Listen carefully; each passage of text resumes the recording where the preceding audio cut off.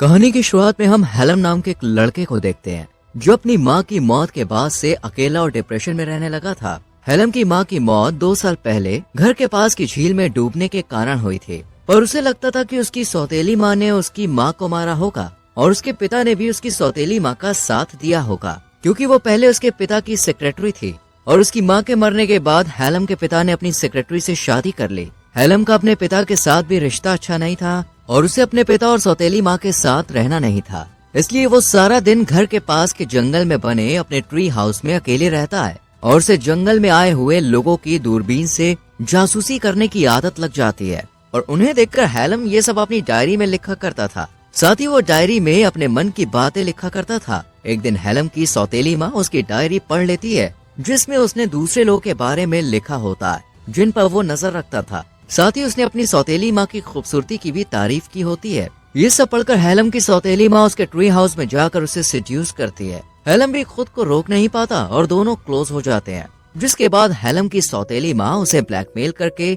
उसे दूसरे शहर भेज देती है ताकि हेलम अपने पिता को उसके खिलाफ भड़काकर उनके बीच दूरी पैदा न कर पाए। इसके बाद हेलम अकेले एक अनजान शहर में आ जाता है, पर उसके पास ना तो कोई खाने का ठिकाना था और न ही उसके पास पैसा था। साथ ही हेलम के पास न ही रहने के लिए कोई जगह होती है, इसलिए उसे एक बिल्डिंग की छत पर खाली पेट रात गुजारनी पड़ती है। अगली सुबह हेलम को सड़क पर एक महिला दिखती है जिसका नाम केट होता है। केट हेलम की मरी हुई माँ से काफी मिलती जुलती है। उसका चेहरा देखकर हेलम को तो पहली नजर में लगता है कि ये तो उसकी माँ है। हेलम केट का पीछा करता है और उसे एक होटल में जाते हुए देखता है। उसके पीछे हेलम भी चला जाता है और उसे पता चलता है कि केट होटल में मैनेजर है। हेलम केट के पास आता है और उससे पूछता है क्या यहाँ पर कोई काम मिलेगा। इस पर केट उससे कुछ सवाल जवाब करने के बाद होटल के किचन में काम में रख लेती है। हेलम को भी काम की बहुत जरूरत थी, इसलिए वो ये काम करने लगता है और मन लगाकर सभी काम अच्छे से करता है और ये काम करते हुए उसे मजा भी आता है। इसके बाद हेलम छुट्टी होने के बाद केट का पीछा करने लगता है और उसका हर एक रूटीन देखने लगता है। वो कहाँ जाती है, क्या करती है और यहाँ तक कि उसका घर भी देख लेता है। हेलम ये सब इसलिए कर रहा होता है क्योंकि केट उसे अच्छी लगने लगी थी। एक दिन जब केट काम पर नहीं आती और बाहर गई होती है तब हेलम केट के घर के अंदर चला जाता है। वो जब खिड़की के बाहर देखता है तो उसे क्लॉक टावर दिखाई देता है। उसे लगता है कि केट का घर सामने के क्लॉक टावर से अच्छे से दिखाई देगा और क्लॉक टावर के नीचे ही हेलम काम करता था। तभी केट कमरे में आ जाती है, इसलिए हेलम खिड़की से घर की छत पर चला जाता है और केट की छत पर लगे शीशे के रोशनदान के माध्यम से केट पर जासूसी करना शुरू कर देता है। हेलम जो पहले होटल के एक छोटे से कमरे में सोता था, वो अगले ही दिन क्लॉक टावर के कमरे में अपना घर बना लेता है जहाँ कोई आता जाता नहीं है, क्योंकि यहाँ वो दूरबीन की मदद से केट के ऊपर अच्छे से नजर रख सकता है।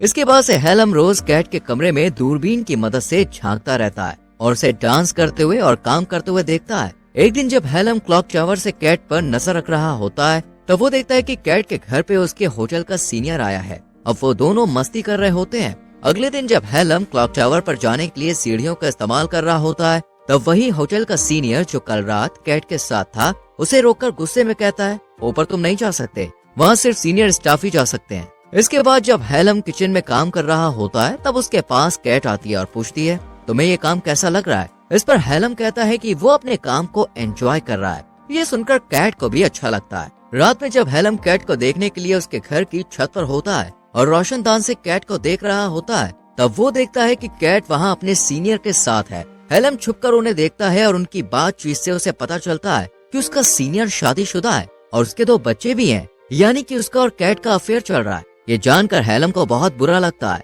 इसके बाद हेलम क्लॉक टावर में आ जाता है जहाँ वो सबसे छुप कर रहता है। केट और अपने सीनियर को देखकर उसे अपनी माँ की याद आ जाती है। उसे लगता है कि उसके पिता और सौतेली माँ का बहुत पहले से अफेयर चल रहा था। जब उसकी माँ को इसके बारे में पता चला तो वो सौतेली माँ से मिलने गई होगी और तभी सौतेली माँ ने उसकी माँ को मार दिया होगा ताकि वो उसके पिता के साथ अच्छे से रह सके।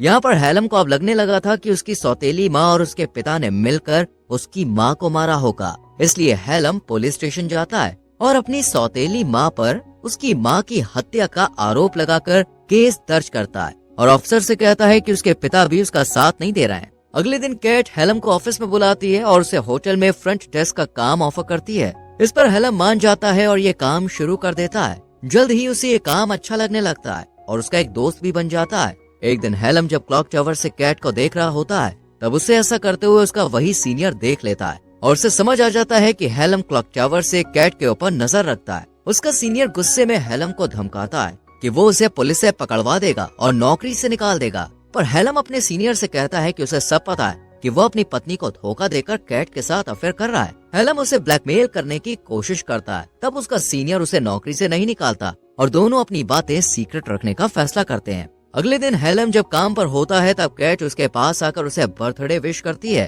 क्योंकि आज हेलम 19 साल का हो गया होता है। ये बात उसके कोवर्कर दोस्त को भी पता चल जाती है और वो उससे पार्टी मांगता है। इस पर कैट भी हेलम को बर्थडे सेलिब्रेट करने को कहती है और वो लोग आज रात बार में जाने का प्लान बनाते हैं। रात में हेलम, उसका कोवर्कर दोस्त और कैट बार में होते हैं और वो ड्रिंक करने लगते हैं। हेलम का दोस्त काफी ज्यादा पी लेता है, इसलिए वो घर चला जाता है, जबकि हेलम और केट और भी ड्रिंक करने लगते हैं और बात करने लगते हैं। उन्हें ड्रिंक करते हुए काफी देर हो जाती है, इसलिए केट हेलम को अपने घर ले आती है। केट नशे में होती है और बातों ही बातों में हेलम के करीब आने की कोशिश करती है, पर हेलम इसके लिए तैयार नहीं होता। फिर दोनों बिना कुछ किए सोने चले जाते हैं। हेलम कैट के बगल में सो जाता है और सोचता है कि जिस लड़की पर वो नजर रखता था आज वो उसके साथ सो रहा है, जिससे उसे काफी अच्छा लगता है। अगले दिन हेलम जब काम पर जाता है तब वो सबसे पहले कैट के पास जाकर उसे डेट पर चलने के लिए कहता है, पर वो उसे मना कर देती है। कैट कहती है कि कल रात मैंने नशे की हालत में जो भी किया उसे तुम भूल जाओ। ये सुनकर हेलम उदास होकर वहाँ से चला जाता है। कुछ देर के बाद हेलम को होटल के कमरे में बुलाया जाता है। जब वो वहाँ जाता है तो देखता है कि वहाँ केट है। वो हेलम के करीब आने लगती है और दोनों क्लोज हो जाते हैं। अब हेलम को केट के साथ अच्छा लगने लगा था और केट भी हेलम के साथ खुश थी। एक दिन जब हेलम कैट की छत पर चढ़कर उसे देखने जाता है तो वो देखता है कि उसका सीनियर कैट से झगड़ा कर रहा होता है। वो गुस्से में चिल्लाते हुए कैट पर हाथ उठाने की कोशिश करता है। ये देखकर हेलम को बहुत गुस्सा आता है। वो कैट को बचाने के लिए रोशनदान के शीशों को हटाकर कमरे के अंदर कूदता है और अपने सीनियर को रोकने की कोशिश करता है, पर वो हेलम पर हाथ उठा देता है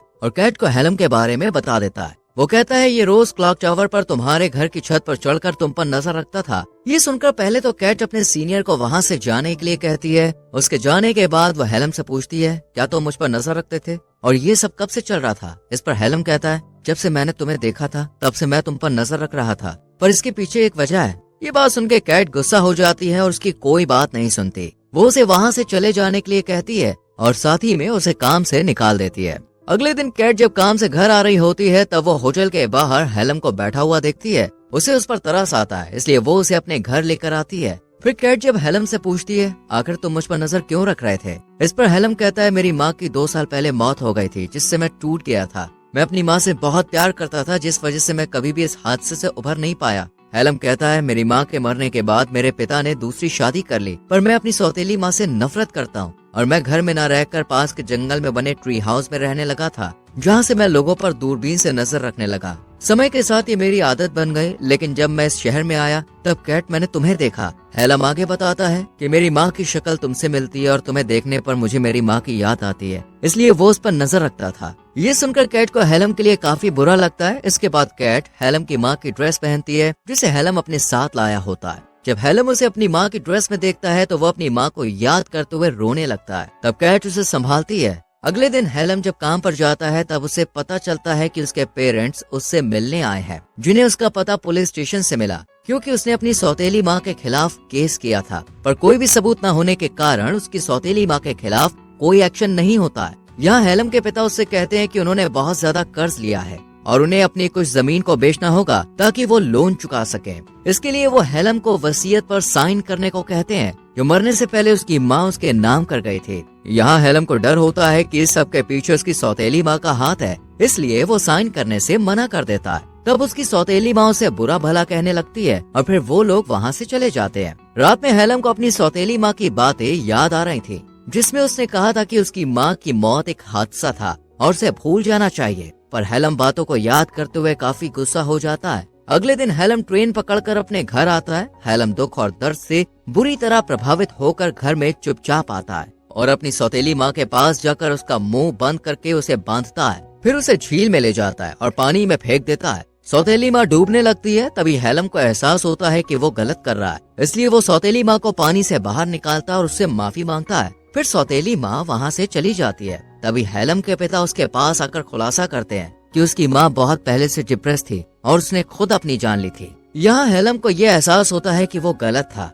अपने पिता से अपने बर्ताव के लिए वो माफी मांगता है और फिर हेलम ट्रेन पकड़कर कैट के पास आता है, पर वो उससे मिलने से मना कर देती है। वो कहती है कि उसका रिश्ता कभी भी किसी के साथ अच्छा नहीं रहा है, इसलिए अभी वो किसी के साथ रिश्ते में आना नहीं चाहती। कैट हेलम को ये कहते हुए वापस भेज देती है कि वो अभी छोटा है, अगर तुम मेरे साथ आगे रिश्ता रखना चाहते हो तो तुम कुछ साल बाद आना। इसके बाद हेलम यहाँ से चला जाता है और सड़क पर चलते हुए चेहरे पर मुस्कान लिए मन ही मन सोचता है कि एक दिन वो कैट से जरूर मिलेगा। और इसी के साथ मूवी खत्म होती है।